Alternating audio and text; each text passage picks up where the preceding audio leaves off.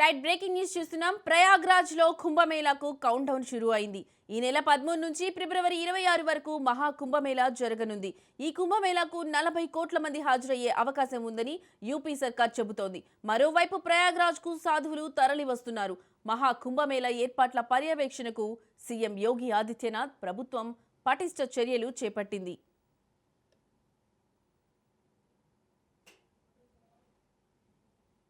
45 రోజుల పాటు సాగనున్న మహా కుంభమేళాకు ప్రయాగ్రాజ్ సిద్ధమైంది.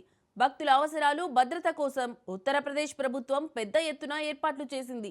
కుంభమేళాలో పాల్గొనే వారి సంఖ్యను ఎప్పటికప్పుడు లెక్కించడంతో పాటు వారికి కావలసిన సౌకర్యాలను ఏర్పాటు చేయడం కోసం అత్యాధునిక సాంకేతిక పరిజ్ఞానాన్ని వినియోగించనుంది. కుంభమేళాకు వచ్చే భక్తుల కోసం అన్ని సౌకర్యాలతో ఓ తాత్కాలిక ఆసుపత్రిని ఏర్పాటు చేశారు.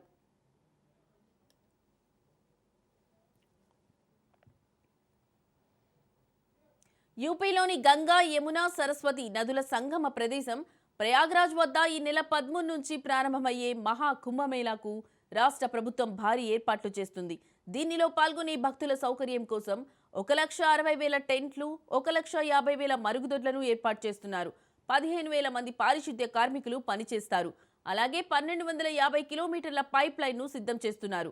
67,000 ఎల్ఈడి లైట్లు, 2,000 సోలార్ లైట్లు, 3 లక్షల మొక్కలు ఏర్పాటవుతున్నాయి.